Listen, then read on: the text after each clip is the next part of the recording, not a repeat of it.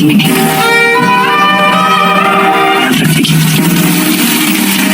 Bajirao Mastani. Assalamualaikum warahmatullahi wabarakatuh. Hai pecinta Bollywood dimanapun berada, semoga kamu semua selalu sehat dan selalu diberikan rezeki yang melimpah.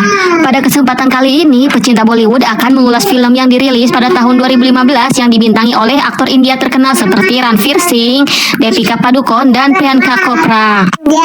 Film ini berkisah tentang narasi sejarah India di abad ke-18 terkait kisah cinta beda kasta antara Perdana Menteri Bajirao dengan seorang muslimah bernama Mastani. Nah sahabat, tanpa perlu berlama-lama lagi, yuk kita langsung saja ulas alur cerita filmnya. Film dimulai di mana terlihat seorang raja sedang mengadakan rapat penting terkait pemilihan Perdana Menteri atau yang biasa disebut dengan istilah Peshwa. Raja ini bernama Sahu Maharaj dari kerajaan Maratha. Saat raja meminta pendapat, anggota rapat menetapkan nama seorang calon yang dianggap layak dan dia adalah Bajirao, anak dari Perdana Menteri terdahulu. Untuk menguji apakah Bajirao layak menjadi Perdana Menteri, Raja akhirnya memberikan Bajirao sebuah ujian. Ujian untuk Bajirao adalah ia harus memanah bulu merak menjadi 2 bagian dari jarak yang lumayan jauh. Saat melepas anak panah, orang-orang kecewa karena panah Bajirao hanya mengenai gundukan tanah, dan sejurus kemudian ketika diperiksa, panah itu ternyata memotong tangkai bulu merak. Bagian bawah menjadi 2 bagian. Bajirao menjelaskan filosofi kenapa ia melakukan itu, karena menurutnya dengan menyerang bagian akar sebuah pohon, maka pohon tersebut akan lebih mudah ditumbangkan. Hal itu ia kaitkan dengan rencana bagaimana bangsa Rajput akan menaklukkan dinasti Mughal nantinya. Diketahui jika Mughal adalah dinasti bercorak Islam, sedangkan Rajput bercorak Hindu. Melihat skill dewa dan kecerdasan Bajirao, sang raja akhirnya mengangkat Bajirao menjadi Perdana Menteri. Selama 10 tahun menjadi Perdana Menteri, Bajirao telah merebut separuh India dan ia tak terkalahkan dalam 40 pertempuran. Satu hari, seorang prajurit wanita utusan dari kerajaan Bundelkhand meminta bantuan Bajirao untuk mengalahkan lawan yang sedang mengepung kerajaan mereka. Prajurit itu bernama Mastani dan Bajirao pun setuju untuk membantu kerajaan Bundelkhand. Ia berhasil memukul mundur pasukan musuh, namun sekalipun menang, Mastani terluka parah karena harus menyelamatkan nyawa Bajirao di saat perang, dan beruntung ia masih bisa selamat. Merasa berhutang nyawa, Bajirao pun kemudian memilih mendatangi Mastani untuk mengucapkan terima kasih dengan memberikan hadiah berupa sebelah bilati. Dalam tradisi di Bundelkhand, jika seorang pria memberikan senjata kepada seorang wanita dan sang wanita menerimanya, itu artinya sang pria melamar sang wanita dan mereka dianggap menikah secara adat. Tapi Bajirao tidak mengetahui perihal itu. Pertemuan tersebut membuat benih-benih cinta keduanya mekar di hati. Hingga suatu malam, 2 sejoli yang sedang dimabuk asmara ini kembali bertemu. Di sana, Bajirao mengatakan bahwa besok ia akan pergi dan mungkin tak akan pernah kembali lagi. Mendengar itu, Mastani merasa sedih dan kecewa karena cintanya yang baru saja tumbuh kini harus runtuh dan patah. Saat mengutarakan niatnya untuk menyusul Bajirao, sang ibu tidak setuju jika Mastani harus berpindah dan menikah dengan pria itu. Sang ibu tidak setuju karena Bajirao beragama Hindu. Akan tetapi, setelah sang ayah setuju dan Mastani juga bersikeras mengatakan bahwa ia sangat mencintai Bajirao, akhirnya sang ibu merestuinya. Di sisi lain, kepulangan Bajirao disambut meriah oleh istri yang bernama Kasi dan seluruh warga. Ketika membuka jirap perang suaminya, Kasi merasa heran karena belati milik Bajirao tidak ada bersamanya. Padahal benda itu adalah senjata kesayangan suaminya. Di sana, Bajirao kemudian teringat akan Mastani di saat istrinya menyebut kata belati. Tapi ia memilih memendam semuanya di dalam hati. Beberapa hari kemudian, kerajaan Bundelkhand memberikan banyak hadiah kepada kerajaan Maratha sebagai bentuk ucapan terima kasih, dan hadiah terbesarnya adalah memberikan putri raja yang bernama Mastani untuk dijadikan istri Bajirao. Namun saat Mastani datang, Bajirao tidak ada di sana. Kemudian ibu Bajirao yang bernama Radha meminta Mastani agar ditempatkan di rumah yang tidak pantas, dan ia diperlakukan bukan seperti seorang putri raja. Jumri, pelayan Mastani yang datang bersamanya dari Bundelkhand, meminta agar putri raja itu pulang daripada dihina dengan cara seperti itu.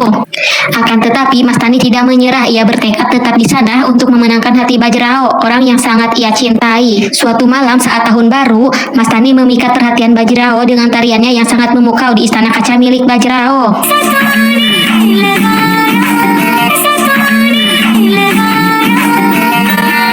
Melihat jika Mastani bisa menjadi ancaman untuk keutuhan rumah rumah tangga anaknya, Rada kemudian menawarkan Mas Tani untuk menjadi penari istana agar gadis itu menjauhi Bajrao. Namun Mas Tani tentu saja menolak dan ia tetap dengan tekad bulatnya ingin mendapatkan cinta Bajrao. Beberapa hari kemudian, Mas Tani kemudian diminta untuk menari di hadapan raja, namun gadis itu menolak karena ia bukan penari kerajaan. Bajirao juga menambahkan bahwa Mas Tani adalah seorang putri raja, hadiah dari Bundelkhand. Saat diminta apa kemauan sang gadis, Mas Tani dengan yakin mengatakan bahwa ia menginginkan Bajirao sebagai suaminya karena ia mencintai pria itu. Keinginannya tersebut dikabulkan sang raja, namun harus tinggal berpisah dari keluarga Bajirao agar hubungan keduanya tidak diketahui oleh istri Bajirao yang bernama Kasi. Mas Tani rupanya ditempatkan di sebuah pulau yang hanya ditemani jumri pelayannya dan beberapa pengawal untuk menjaga keamanannya. Malam itu hujan badai, namun Bajrao tetap memaksa untuk menyeberang ke pulau itu agar bisa menemui Mas Tani. Di sana, Mas Tani menjelaskan kepada Bajrao tentang hadiah belati yang ia berikan kepadanya. Ia menyebutkan secara tradisi Bundelkhand, Mas Tani dan Bajrao seharusnya menikah karena pemberiannya.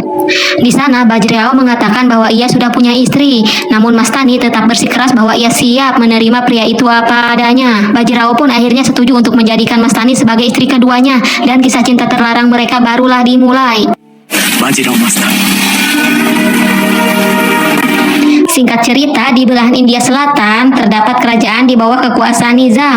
Suatu hari, Bajrao mendatangi Nizam dengan menggertaknya dengan berkata bahwa istana Nizam sudah dikepung oleh 40.000 pasukan, sedangkan pasukan Nizam sendiri hanya ada 20.000 orang. Padahal itu hanya gertakan Bajrao dan kenyataannya ia tidak membawa pasukan sebanyak itu. Mendengar hal tersebut, Nizam akhirnya mau mengakui kekuasaan kerajaan merata dan mengaku kalah dengan Bajrao. Saat Idul Fitri, Bajrao mendatangi Mas Tani dan mengucapkan selamat lebaran. Di sana, Mas Tani mengatakan jika mereka akan segera punya anak, dan sesaat kemudian seorang prajurit menyampaikan pesan bahwa malam ini Mas Tani harus menari di kediaman Bajrao untuk merayakan pesta kemenangan atas Nizam. Ternyata itu adalah ide ibu Bajrao dan ia sengaja mengatur semua itu agar Mas Tani dipermalukan. Ibu Bajrao yang bernama Rada mengatakan pesta di rumahnya dengan mengundang makan para Brahmana sebagai bentuk ucapan syukur atas kemenangan anaknya terhadap Nizam. Ketika para Brahmana tiba di rumahnya, mereka sangat menantikan kedatangan Bajrao, tetapi Bajrao tidak datang-datang. Sesaat kemudian, seorang prajurit menyampaikan pesan bahwa Bajrao tidak akan datang karena ia sedang merayakan lebaran bersama Mas Tani. Ia juga mengatakan bahwa Bajrao melarang istrinya untuk menari di acara tersebut. Hal ini membuat para Brahmana kecewa karena Bajrao dianggap lebih mengutamakan keyakinan istrinya dan tidak menghargai kedatangan mereka. Ketika pulang dari kediaman Mas Tani, Bajrao dimarahi Rada, namun pria itu menanggapinya dengan tenang. Ia mengatakan jika mereka bisa mengundang kembali Brahmana keesokan harinya, sekaligus syukuran atas kehamilan Mas Tani. Mendengar itu, sang ibu terkejut dan ia tidak terima, karena baginya Mas Tani hanyalah seorang selir dan tidak perlu diperlakukan secara spesial. Sang ibu juga mengatakan bahwa Bajrao dilarang keras untuk memberitahu Kasi tentang kabar kehamilan ini. Bajrao kemudian bertemu dengan istri pertamanya yang bernama Kasi, dan di sana ia berniat memberitahu bahwa ia punya istri kedua dan istrinya keduanya sedang hamil. Namun sebelum sempat Bajrao mengatakan tentang Mas Tani, Kasi justru mendahului dengan mengatakan bahwa ia sudah hamil, yang membuat Bajrao akhirnya membatalkan niatnya itu. Malamnya Bajrao mengirim surat kepada Mas Tani yang isinya adalah ia belum bisa bertemu dengan wanita itu sampai saat memberitahukan kebenaran tentang hubungan mereka kepada Kasi. Akan tetapi surat yang dikirim Bajrao tak pernah diterima oleh Mas Tani karena surat itu dibakar oleh adik Bajrao yang bernama Cimaji. Beberapa minggu kemudian, Mas Tani yang mendapat kabar bahwa Bajrao sedang sakit membuatnya khawatir. Untuk itulah pada malam-malam buta ia memilih mengunjungi kediaman suaminya dan di sana mereka saling melepaskan rindu. Namun saat mereka berpelukan, Kasi terbangun dan menyaksikan semua itu yang membuat dirinya terbakar api cemburu.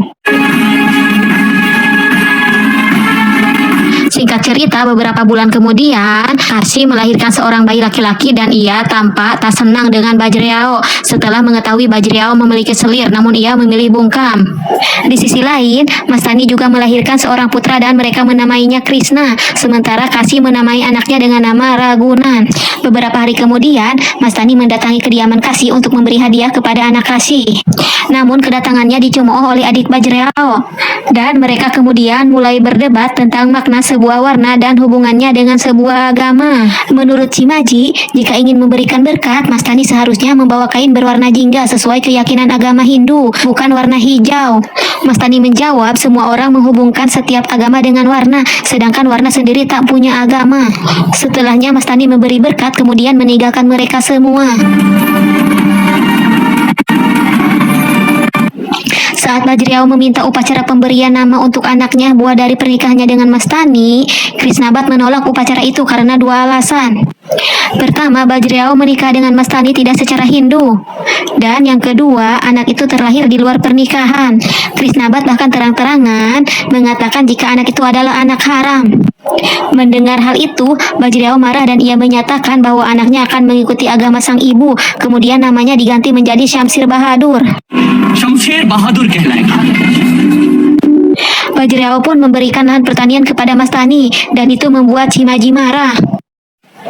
Dia mengatakan jika selir seperti Mastani tidak pantas diberikan lahan pertanian dan ia bahkan layak berada di tempat pelacuran.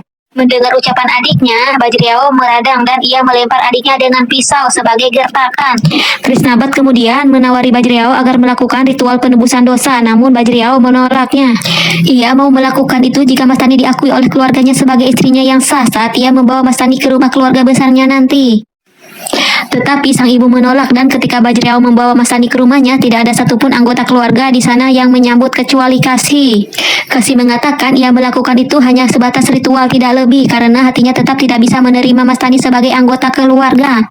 Suatu malam, seorang Brahmana bernama Shivabat mendatangi Kasih yang mengatakan bahwa ada orang yang ingin membunuh Mastani. Dan benar saja, beberapa prajurit mendatangi rumah itu untuk membunuh Mastani. Di sana terlihat Mastani berusaha menyelamatkan diri dan anaknya, tetapi akhirnya wanita itu terluka. Beruntung ia masih bisa selamat karena Bajriao mendadak datang menolongnya. Keesokan paginya, Brahmana yang bernama Shivabat ditemukan tewas dan Bajriao mencurigai Krisnabat sebagai pelakunya. Tapi pria itu membantahnya. Akibat penyerangan terhadap Mastani, Bajriao dan Radha bertengkar hebat.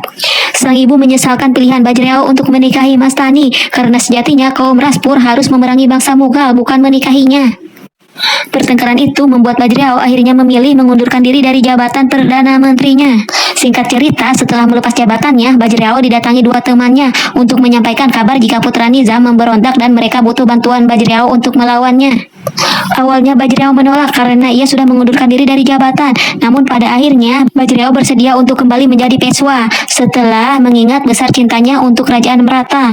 Sesaat sebelum menuju medan perang, Bajriao meminta restu dari kedua istrinya, namun Kasih malah menolak dan meminta pria itu agar jangan pernah memasuki kamarnya lagi. Kemudian Bajriao menemui Mastani dan wanita itu memberkati sang suami dan ia berharap agar suaminya bisa pulang dengan selamat. Di sana Bajriao mengatakan bahwa mereka kembali bertemu suatu saat nanti ketika tiada perbedaan agama yang membelenggu cinta mereka. Kata-kata itu seakan mengisyaratkan bahwa mereka akan bertemu di dunia yang berbeda nantinya. Saat Bajriao berangkat ke medan perang, Mastani ditangkap oleh ibu mertuanya dan anak Kasih yang bernama Ragun justru berniat membunuh Mastani. Mengetahui hal itu, Bajriao mengamuk dan menghabisi semua musuh-musuhnya di medan perang karena ia tidak sabar ingin kembali pulang untuk menghabisi orang-orang yang berniat membunuh Mastani. Namun setelah peperangan itu, ia justru terserang penyakit yang membuatnya tak bisa pulang. Di saat sakitnya, Bajriao ingin sekali bertemu Mastani, namun niatnya tak kesampaian. Hingga suatu ketika Kasih datang untuk melihat suaminya, namun di sana Bajriao sebut hanyalah Mastani dan hal itu membuat Kasih cemburu. Tidak tahan dengan keadaan suaminya, Kasih kemudian meminta bantuan ibu mertuanya agar melepas Mastani. Akan tetapi sang mertua tetap bersikeras untuk membunuh wanita itu.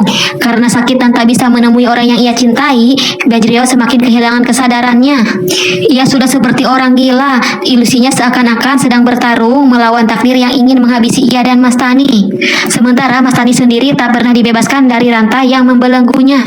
Ketika dirantai, Mastani merasakan firasat bahwa suaminya sedang dalam sakaratul maut, dan itu membuatnya teringat akan kata-kata Bajriao sebelum ia berangkat ke medan perang. Saat ketika Bajriao menghembuskan napas terakhirnya, di saat yang bersamaan pula masih mengalami hal yang sama. Kemudian film pun berakhir.